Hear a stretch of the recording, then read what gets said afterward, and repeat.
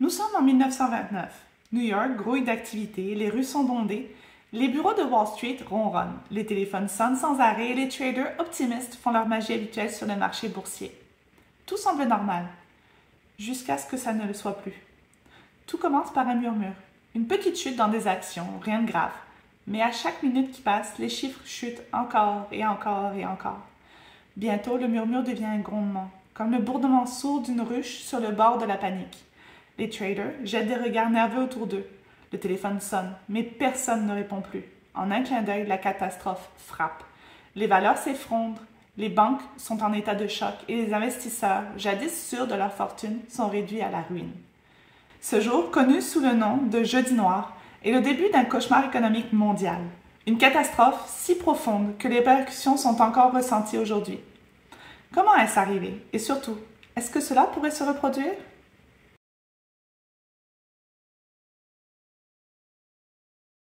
Revenons un peu en arrière, un instant, pour une mise en contexte. En 1919, le traité de Versailles met fin à la Première Guerre mondiale, mais laisse derrière lui une Europe fragilisée. Les économies européennes meurtries par le conflit peinent à se redresser, tandis que l'Allemagne doit supporter le poids écrasant des réparations. De l'autre côté de l'Atlantique, les États-Unis vivent des années folles, une période de croissance rapide et de prospérité apparente. Pourtant, cette prospérité masque des failles profondes. Spéculation boursière excessive, endettement croissant des ménages et des entreprises et inégalités sociales grandissantes préparent le terrain à une catastrophe imminente. En Europe, les nouvelles idéologies autoritaires gagnent en popularité, remettant en question les démocraties libérales et créant un climat de tension politique et sociale. La montée de ces mouvements radicaux, combinée à l'échec des solutions diplomatiques, plonge le monde dans une décennie de turbulences où les tensions internationales et les crises économiques s'alignent l'une l'autre, annonçant une période de troubles sans précédent. Les années 30 ont marqué une période de bouleversement majeur à l'échelle mondiale, avec un effondrement systémique qui a transformé l'ordre géopolitique et économique.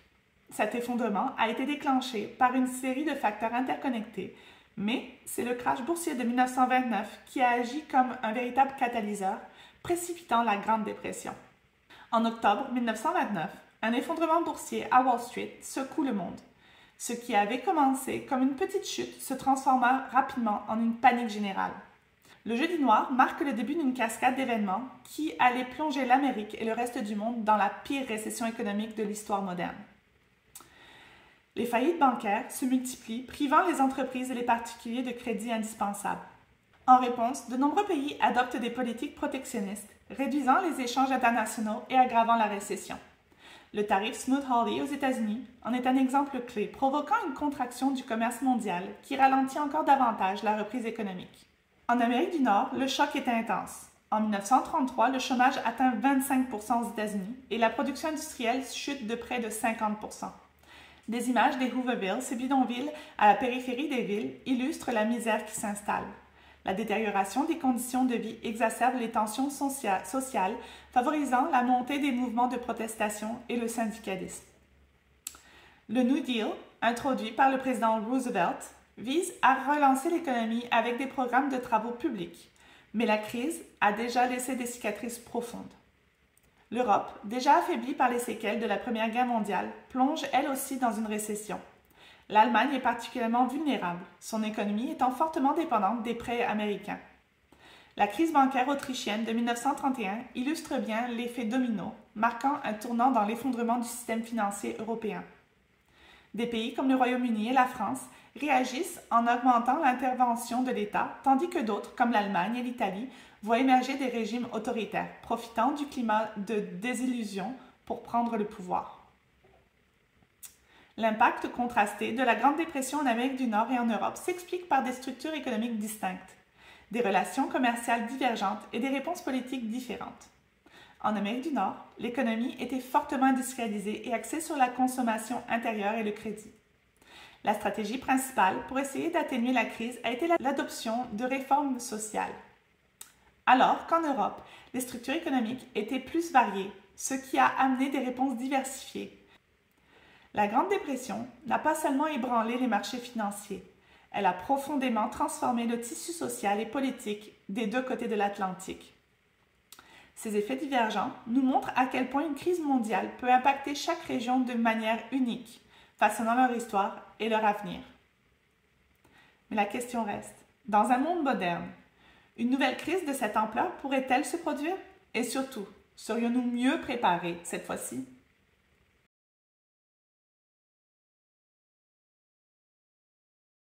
Imaginez-vous en 2025. Et oui, c'est bientôt. Vous vous rendez au travail comme tous les matins. Vous saluez vos collègues, vous vous installez à votre poste, rien d'anormal. Puis soudain, votre téléphone vibre. Une notification après l'autre, la bourse de New York vient de s'effondrer. Le symbole du capitalisme mondial s'écroule sous vos yeux. Une onde de choc traverse la planète. Ce n'est plus juste une crise, c'est un nouveau crash boursier, peut-être le début d'une nouvelle grande dépression. Mais cette fois, nous sommes en plein cœur du 21e siècle. Tout commence par une série d'événements que personne n'a vraiment anticipés. Le prix de l'énergie s'envole, propulsé par des tensions géopolitiques sans précédent. Les chaînes d'approvisionnement, déjà affaiblies par des années de pandémie et de conflits, cèdent. Le marché ne tient plus sous la pression. Le crash devient inévitable. En quelques jours, les valeurs technologiques, autrefois intouchables, s'effondrent les unes après les autres. Le monde entier plonge dans une spirale de panique financière. Les banques, prises de court, bloquent les comptes. Vous regardez autour de vous, vos collègues ont les yeux rivés sur leurs écrans, figés d'inquiétude. Dans les rues, c'est la cohue. Des foules se ruent aux distributeurs pour retirer leur économie. Mais il est déjà trop tard. Le système financier est gelé. Le chaos s'installe. Les conséquences sont immédiates. Les entreprises annoncent des licenciements massifs. Ce matin encore, vous travaillez aux côtés d'une équipe de 20 personnes. Maintenant, il ne reste plus que 3 d'entre vous. Chaque jour, vous arrivez au travail avec une boule au ventre. Est-ce aujourd'hui que je vais perdre mon emploi? Le chômage explose. Des milliers de personnes se retrouvent sans emploi, sans revenus et sans espoir. Les petites entreprises, piliers de l'économie, ferment les unes après les autres. Les rues se vident. Les magasins ferment leurs portes. Le spectre de 1929 refait surface. Mais cette fois, la crise est amplifiée par notre dépendance aux technologies modernes. Les gig workers, autrefois à l'abri des fluctuations du marché grâce à la diversité de leurs tâches, sont frappés de plein fouet. Plus de courses à livrer, plus de livraisons à assurer, plus de plateformes où travailler. Les algorithmes d'intelligence artificielle qui gèrent l'approvisionnement des supermarchés échouent face à l'imprévisibilité du marché. Les rayons se vident, les files d'attente s'allongent devant les banques alimentaires. La panique s'installe et surtout, une même question se pose. Que faire maintenant? Dans cette nouvelle réalité, chacun tente de survivre comme il le peut. Les grandes villes deviennent des foyers de nouvelles inégalités. Des immeubles à bureaux, jadis luxueux, se transforment en logements temporaires pour des familles soudainement sans abri. Les jardins urbains se multiplient, sur les toits, dans les parcs, sur les balcons. On cultive des légumes pour compenser des rations de plus en plus maigres. Les transports publics, autrefois bondés, roulent désormais à moitié vides. Les prix de l'essence ont explosé, rendant les voitures un luxe inaccessible pour la plupart. Le vélo redevient le moyen de transport privilégié pour économiser chaque centime et naviguer entre les obstacles d'une ville en crise. Sur les réseaux sociaux, les conseils pour survivre se partagent. Comment fabriquer son propre savon, comment réparer une vieille paire de chaussures. Les échanges de services font leur retour, du bricolage contre des leçons de cuisine, des services de garde d'enfants contre des travaux de couture. Mais derrière cette apparence de résilience, une question persiste. Combien de temps cela pourrait-il durer? À l'échelle mondiale, l'ordre économique et politique se transforme. Les relations internationales sont marquées par la méfiance. Les pays deviennent de plus en plus protectionnistes, imposant des taxes élevées sur les importations et se replient sur eux-mêmes. Des alliances se brisent, d'autres naissent, basées sur de nouvelles priorités. Les tensions sociales s'exacerbent. Des mouvements de protestation éclatent dans de nombreuses capitales, Paris, New York, Tokyo, Londres. Partout, les gens réclament des mesures d'urgence, un changement de cap, une protection contre les excès du capitalisme sauvage qui les a plongés dans cette nouvelle crise. Les gouvernements sous pression doivent réagir. En Europe, des programmes de travaux publics massifs sont lancés pour tenter de réduire le chômage. Aux États-Unis, un nouveau New Deal est adopté, visant à transformer l'économie en un modèle plus durable. Mais ces efforts suffiront-ils à calmer les colères? Alors que la dépression s'installe, une nouvelle forme d'économie émerge. Des communautés locales deviennent plus résilientes, développant des réseaux d'échange basés sur la confiance plutôt que sur l'argent. Le troc fait son retour. Les monnaies locales et numériques prennent de l'importance face à l'évaluation des devises nationales. Le travail à distance, autrefois synonyme de flexibilité et de confort, devient une nécessité. Les entreprises se décentralisent, se numérisent encore plus. Les économies de partage se généralisent. On prête, on échange, on répare au lieu de consommer et de jeter. Mais dans cette nouvelle ère, rien n'est certain. Les impacts sont multiples, profonds, parfois imprévisibles. La sécurité alimentaire, l'accès à l'énergie, les services de santé deviennent des préoccupations majeures. Dans ce monde nouveau, chacun lutte pour s'adapter. Certains se battent pour reconstruire, d'autres pour simplement survivre. Une nouvelle réalité s'installe, mais rien n'est certain.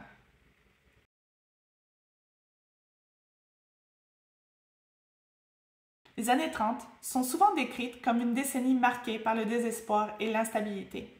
Le poète W.H. Auden a qualifié cette période de faible et malhonnête. Cette époque n'était pas seulement caractérisée par l'isolationnisme ou l'apaisement, mais aussi par des transformations économiques et sociales profondes qui ont ébranlé les fondements même des sociétés. Edmund Wilson, en 1931, écrivait « Nous avons perdu non seulement notre chemin dans le labyrinthe économique, mais aussi notre conviction de la valeur de ce que nous faisons. » Ces mots résonnent étrangement aujourd'hui, n'est-ce pas? Beaucoup ressentent la même perte de repères face aux bouleversements contemporains. Alors explorons ensemble les liens troublants qui existent entre les événements d'hier et d'aujourd'hui. Depuis 15 ans, le monde a été secoué par des bouleversements majeurs. La récession de 2008, la pandémie et les conflits régionaux au Soudan, au Moyen-Orient, en Ukraine et ailleurs. Ce climat d'incertitude est accentué par une rivalité grandissante entre les États-Unis et la Chine. Certains décrivent cette époque comme un écho à l'effondrement progressif de l'ordre mondial des années 30. La Grande Dépression n'a pas été un simple épisode de crise boursière en 1929, mais le déclencheur d'un effondrement économique prolongé qui a redéfini les systèmes économiques et sociaux. Ce schéma de vulnérabilité se retrouve aujourd'hui. La crise financière de 2008 a révélé les failles de notre système globalisé. Et face à ces bouleversements, les sociétés se tournent vers des idéologies plus radicales, comme nous l'avons vu avec la montée du populisme ou l'attrait pour des gouvernements autoritaires tels que Poutine ou d'autres, des figures qui semblent incarner des échos du passé. Le libéralisme qui prône la liberté individuelle et le marché libre est aujourd'hui remis en question, tout comme il l'était à l'époque. La mondialisation, censée apporter prospérité et stabilité, est maintenant critiquée pour ses échecs perçus. Les écrivains de l'époque n'hésitaient pas à proclamer dans les grands magazines la faillite du libéralisme, tout comme aujourd'hui, des penseurs comme Patrick Deneen dans Pourquoi le libéralisme a échoué. À l'instar des années 30, où des régimes révisionnistes ont utilisé l'agression militaire pour redessiner l'ordre international, à l'exemple de l'invasion de la Mandchourie par le Japon, notre époque est marquée par une série de conflits et d'incertitudes. Prenons l'annexion de la Crimée par la Russie, un acte qui rappelle ces moments d'instabilité et de bouleversement géopolitique. L'histoire, même avec ses parallèles imparfaits, ne doit pas être vue comme une prédiction inévitable, mais plutôt comme un avertissement. Mark Twain le résume parfaitement. L'histoire ne se répète pas, mais elle rime souvent. Ces échos nous invitent à réfléchir à notre propre époque, où l'ordre mondial est à nouveau en cours de redéfinition. En comprenant ces dynamiques, nous sommes mieux équipés pour éviter de répéter les erreurs passées. Nous sommes à un carrefour. Soit nous renforçons les structures démocratiques existantes, soit nous cédons à des forces plus autoritaires, comme ce fut le cas dans les périodes de grande crise. La clé est de reconnaître ces leçons pour naviguer vers un avenir plus stable et éviter des catastrophes qui ont marqué le siècle dernier.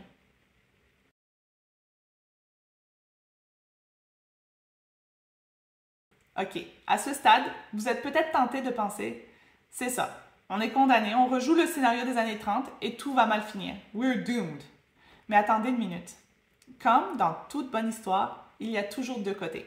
Alors, avant de sauter aux conclusions, regardons ensemble les différences clés entre notre époque et celle des années 30. Spoiler alert, tout n'est pas aussi sombre que ça en a l'air. Bien que les années 30 aient été marquées par des tensions croissantes et des régimes autoritaires émergents, aujourd'hui les puissances mondiales sont plus connectées que jamais. Imaginez une gigantesque toile d'araignée où chaque fil représente une connexion économique, diplomatique ou technologique.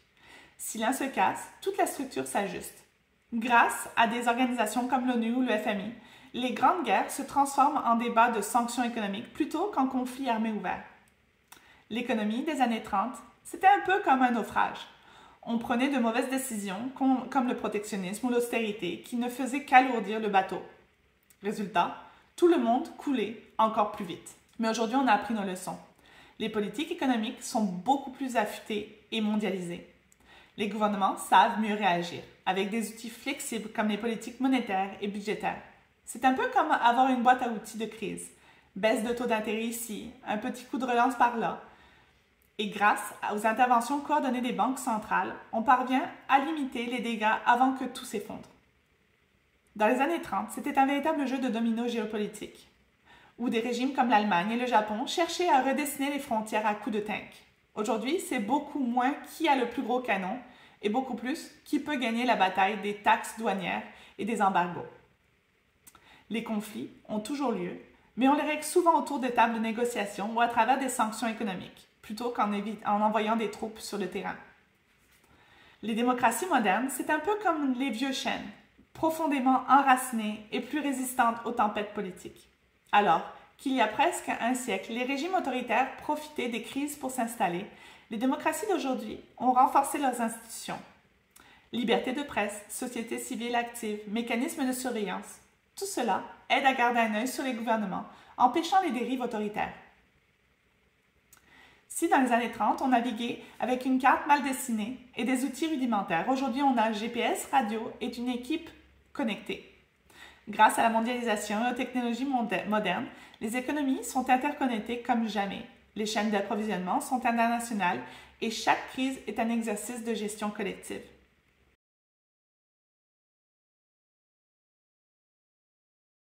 Passons maintenant à ce qui nous concerne directement. Comment pouvons-nous nous préparer? Pas de panique, voici quelques astuces simples pour naviguer dans ces eaux parfois troubles, que ce soit économiquement ou politiquement. Envisagez des revenus complémentaires diversifiés, comme des activités secondaires ou des investissements, ou l'acquisition de nouvelles compétences, par exemple en technologie, pour rester adaptable au marché du travail en évolution constante. Constituer une épargne d'urgence est crucial pour faire face à des périodes d'incertitude économique. Essayez de mettre de côté au moins 6 mois de dépenses courantes pour vous protéger en cas de perte de revenus ou de hausse des prix. Si vous voyez cet objectif trop grand, visez une semaine ou deux et essayez de le faire grossir petit à petit. Chaque effort compte, même de modestes économies peuvent faire toute la différence.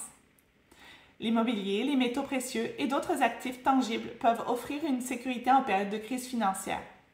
Ces investissements servent de valeur refuge lorsque les marchés financiers sont volatiles, mais gardez en tête les risques associés et consultez un conseiller financier pour vous guider. Stocker des denrées non périssables, de l'eau et d'autres produits essentiels peut vous aider à surmonter des perturbations temporaires de l'approvisionnement. Avoir un plan d'urgence et des réserves, notamment en cas de coupure d'électricité ou d'accès limité aux ressources, peut faire toute la différence. Renforcez les liens avec votre communauté pour fournir un soutien mutuel en temps de crise. Participez à des réseaux d'entraide, des formations locales et partagez des compétences pour non seulement renforcer la résilience collective, mais aussi vous développer un sentiment de sécurité et de solidarité. Protégez vos données et finances des cybermenaces en adoptant des pratiques de cybersécurité simples, telles que l'utilisation de mots de passe forts, de VPN et la mise à jour régulière de vos appareils. À une époque où l'instabilité politique s'étend au domaine numérique, la sécurité en ligne est tout aussi cruciale.